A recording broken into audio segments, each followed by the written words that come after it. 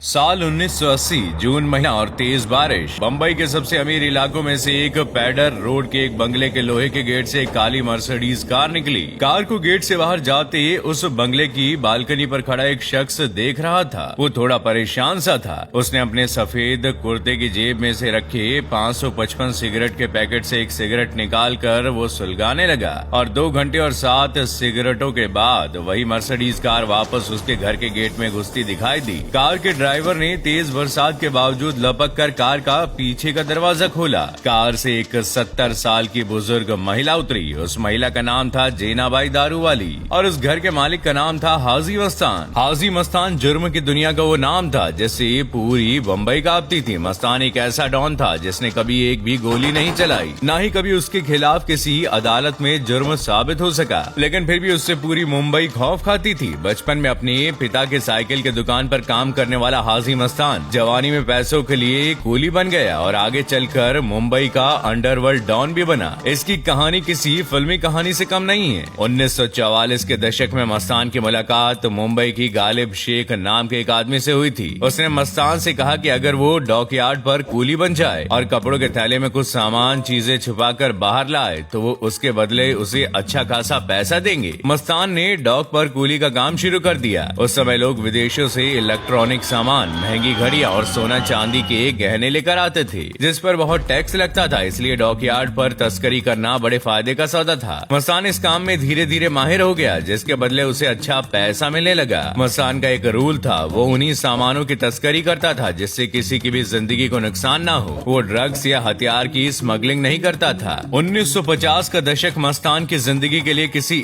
ईद से कम नहीं था। साल 1956 में दमन और गुजरात का सबसे बड़ा स्मगलर सुकूर नारायण बखिया से मस्तान की मुलाकात हुई। इस मुलाकात के बाद दोनों में दोस्ती हो गई और दोनों मिलकर स्मगलिंग का काम करने लगे। मस्तान और बखिया मिलकर दुबई और एडन से सोने के बिस्किट, ब्रांडेड घड़ियां और ट्रांजिस्टर की तस्करी करने लगे। दोनों ने इसमें खूब पैसे छापे और मस्तान एक मामूली कुली से मुंबई का मस्तान भाई बन गया। हाजी उस समय के साथ ही मुंबई का डॉन तो बन गया था, लेकिन जब भी जरूरत होती तब वो गैंगस्टर वरदा राजन, मुदालियार और करीम लाला का सहारा लेता था। इसी को देखकर दाऊद ने अंडरवर्ल्ड की दुनिया में कदम रखा और धीरे धीरे मुंबई पर कब्जा करा। 1970 के दशक आते ही आते मस्तान ने पूरी मुंबई पर कब्जा कर लिया। समुद्र पर उसका राज चलने लगा। मस्तान बचपन से अमीर बनने के सपने देखा करता था और अब उससे ज्यादा ही बन गया था। उसने पैसों के दम से ताकत भी कमाई। उसे मर्सिडीज की सवारी का बहुत शौक था। सफेद डिजाइनर सूट पहनकर जब वो अपनी मर्सिडीज से निकलता था लोग उसे सलाम ठोकते थे। हाजी मस्तान के दबदबे से उस समय की पीएम इंदिरा गांधी भी परेशान थी। दरअसल इमरजेंसी लगने पर उसे गिरफ्तार किया गया था और ये पहला मौका था जब हाजी जेल की सलाखों के पीछे खड़ा था। जेल में मस्तान की मुलाकात